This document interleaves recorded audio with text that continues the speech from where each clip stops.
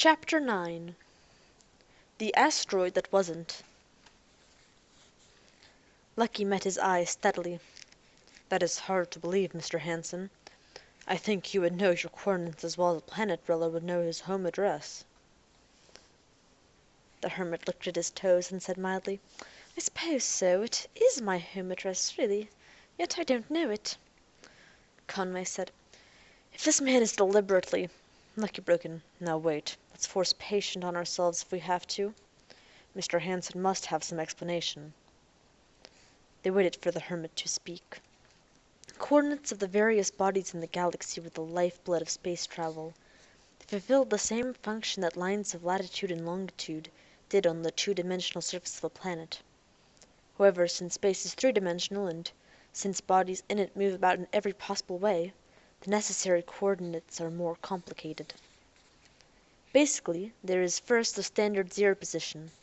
In the case of the solar system, the sun was the usual standard. Based on that standard, three numbers are necessary. The first number is the distance of any object or position in space from the sun.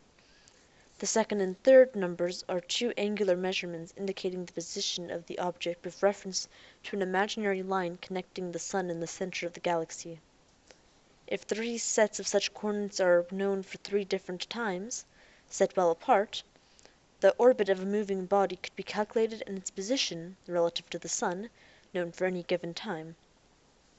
Ships could calculate their own coordinates with respect to the sun, or, if it were more convenient, with respect to the nearest large body, whatever it was.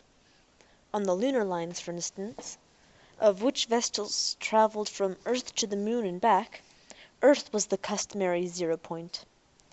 The sun's own coordinates could be calculated with respect to the galactic center and the galactic prime meridian, but that was only important in traveling between the stars. Some of all this might have been passing through the hermit's mind as he sat there with the three councilmen watching him narrowly. It was hard to tell. Hanson said suddenly, "Yes, I can explain." "We're waiting," said Lucky. "I've never had an occasion to use the coordinates in 15 years. I haven't left my asteroid at all for 2 years, and before that trip I made maybe 1 or 2 a year, but short ones to Sirius or Vesta for supplies of one sort or another. When I did that, I used local coordinates, which I always calculated out for the moment. I never worked out a table because I didn't have to. I'd only be gone a day or two, 3 at most, and my own rock wouldn't drift far in that time. It travels with the stream, a little slower than Sirius or Vesta when it's further from the sun, and a little faster when it's nearer. When I head back for the position I calculated, my rock might have drifted 10,000 or even 100,000 miles off its original spot, but it was always close enough to pick up with the ship's telescope. After that I could always adjust my course by eye. I never used the solar standard coordinates because I never had to, and there it is." "What you're saying," said Lucky, "is that you couldn't get back to your rock now, or did you calculate its local coordinates before you left?" "I never thought to," said the hermit sadly. "It's been so long since I left it that I never gave the matter a second's attention. Not until the minute you called me in here." Dr. Henry said, "Wait, wait." He lit up a fresh pipeful of tobacco and was puffing strongly. "I may be wrong, Mr. Hanson, but when you first took over ownership of your asteroid you must have filed a claim with the Terrestrial Outer World Bureau. Is that right?" "Yes," said Hanson, "but that was only a formality." "That could be. I'm not arguing that. Still, the coordinates of your asteroid would be on record there." Hanson thought a bit, then shook his head. "I'm afraid not, Dr. Henry. They took only the standard coordinates set for January 1st of that year. That was just to identify the asteroid like a code number, in case of disputed ownership. They weren't interested in anything more than that, and you can't compute an orbit from only one set of numbers." "But you yourself must have had orbital values. Lecky told us that you first used the asteroid as an annual vacation spot, so you must have been able to find it from year to year." "That was 15 years ago, Dr. Henry. I had values, yes, and those values are somewhere in my record books, on the rock, but they're not in my memory." Lucky, his brown eyes clouded, said, There's nothing else at the moment, Dr. Hanson. The guard will take you back to the room and will let you know when we need you again. And Dr. Hanson," he added as the hermit rose, "if you should happen to think of the coordinates, let us know." "My word on that, Mr. Starr," said Hanson gravely. The three were alone again. Lucky's hand shot out to the commutatube. "Key me in for transmission," he said. The voice of the man at Central Communications came back. "Was the previous incoming message for you, sir? I couldn't unscramble it, so I thought—" "You did well. Transmission, please." Lucky adjusted to a scrambler and used Bigman's coordinates to zero in on the sub-etheric beam. "Bigman," he said when the other's face appeared, "open the logbook again." Do you have the coordinates, Lucky?" "Not yet. Have you got the logbook open?"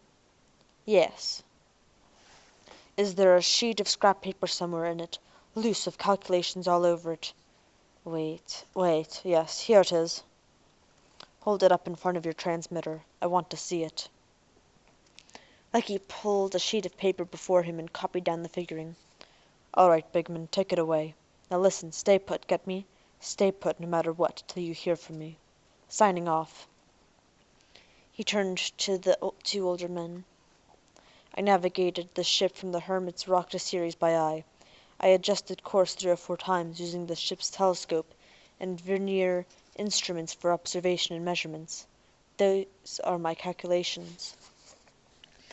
Conway nodded. "Now I suppose you intend calculating backwards to find out the rock's coordinates?" "It can be done easily enough, particularly if we make use of the Ceres observatory." Conway rose heavily. "I can't help but think you make too much of all this, but I'll follow your instinct for a while. Let's go to the observatory."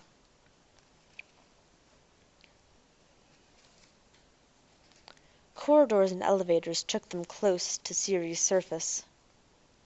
1/2 mile above the Council of Science offices on the asteroid. It was chilly there, since the observatory made every attempt to keep the temperature as constant as possible, and as near surface temperature as the human body could endure. Slowly and carefully, a young technician was unraveling Lucky's calculations, feeding them into the computer and controlling the operations.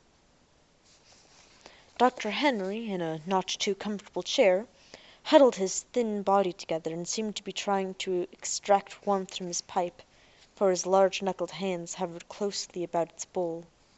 He said, "I hope this comes to something." Lucky said, "It had better."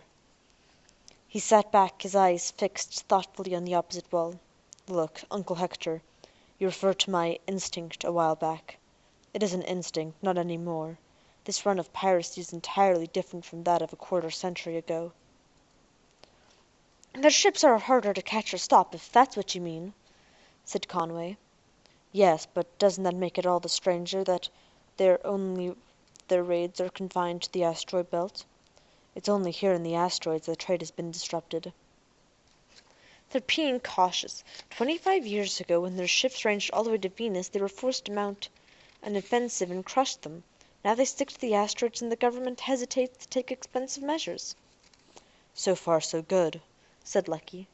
"But how do they support themselves? It's always been the assumption that pirates didn't raid for pure joy of it alone, but to pick up ships, food, water, and supplies. You would think that now, more than ever, that was a necessity, Captain Anton boasted to me of hundreds of ships and thousands of worlds. That might have been a lie to impress me, but he certainly took time for the push-gun duel, drifting openly in space for hours, as though he had no fear of government interference.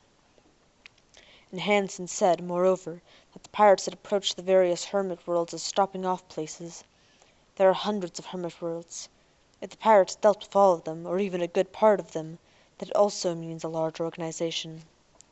Now, where do they get the food to support a large organization, at the same time mount fewer raids now than pirates did 25 years ago? The pirate crewman, Martin Menu, spoke to me of wives and families. He was a vatman, he said. Presumably he cultured yeast. Hansen had yeast foods on his asteroid that They weren't Venus yeast. I know the taste of Venus yeast. Put it all together. They grow their own food in small yeast farms, distributed among asteroid caverns. They get carbon dioxide directly from limestone rocks, and water and extra oxygen from Jovian satellites. Machinery and power units may be imported from Sirius, or obtained by an occasional raid. Raids will also supply them with more recruits, both men and women. What it amounts to is that Sirius is building an independent government against us. It's making use of discontented people to build a widespread society that will be difficult or impossible to crush if we wait too long. The leaders, the Captain Antons, are after power in the first place, and they're perfectly willing to give half the terrestrial empire to Sirius if they can keep the other half. Conway shook his head. That's an awfully big structure for the small foundation of fact you have. I doubt if we could convince the government. The Council of Science can act by itself only so far, you know. We don't have a fleet of our own, unfortunately. I know. That's exactly why we need more information.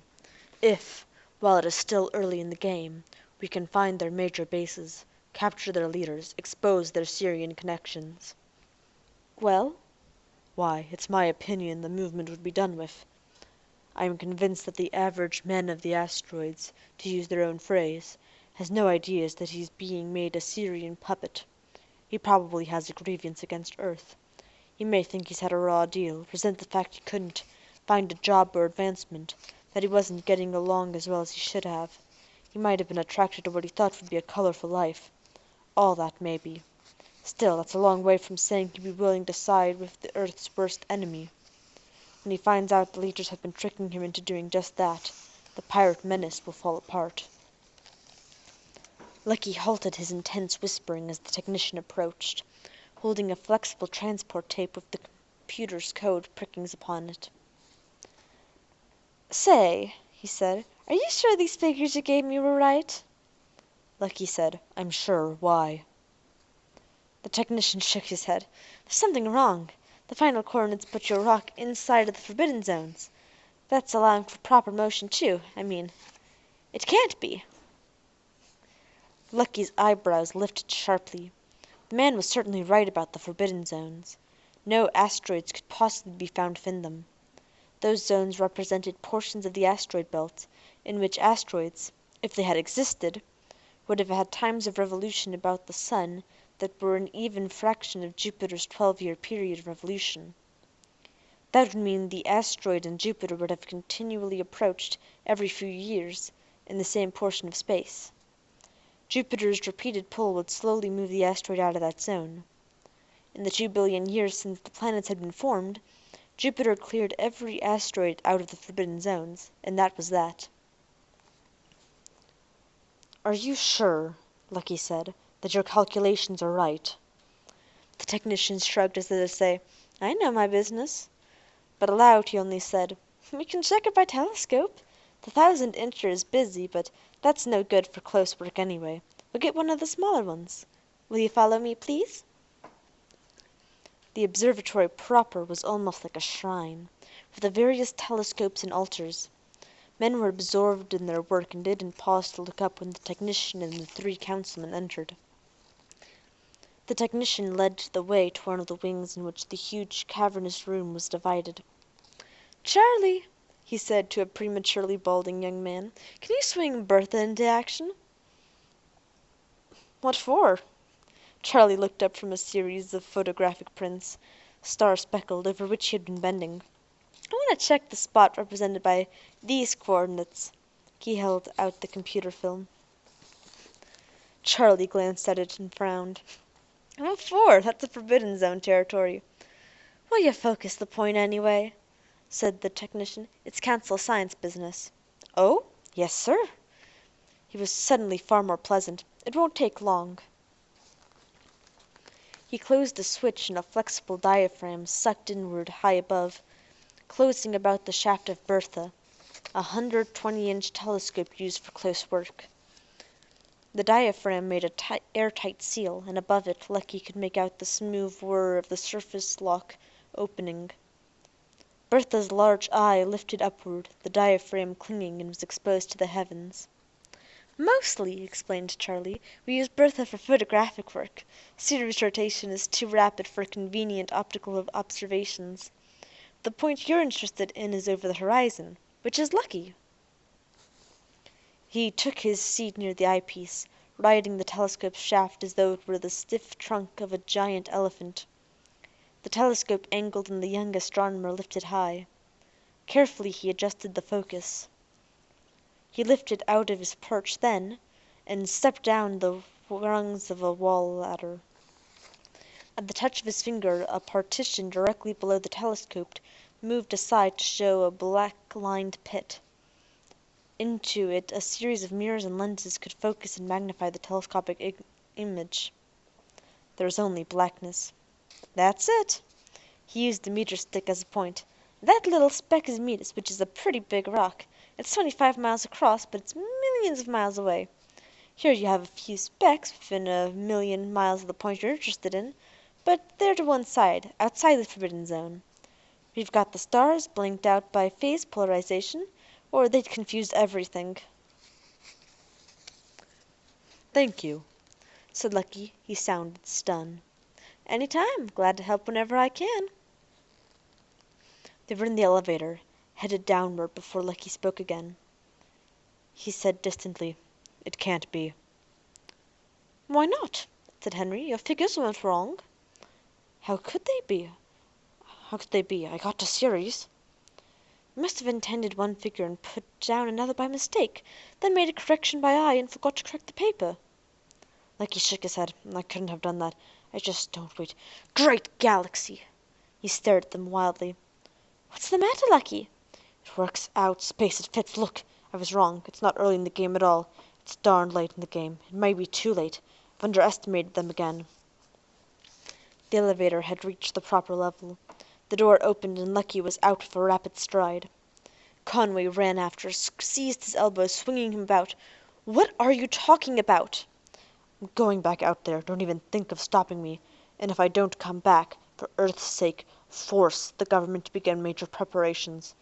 Otherwise, the pirates may be in control of the entire system within a year. Perhaps sooner." "Why?" demanded Conway violently. "Because you couldn't find an asteroid?" "Exactly," said Lucky. Okay. Interesting. Next part will be coming out Saturday. I hope you all enjoyed and have a good day. Bye!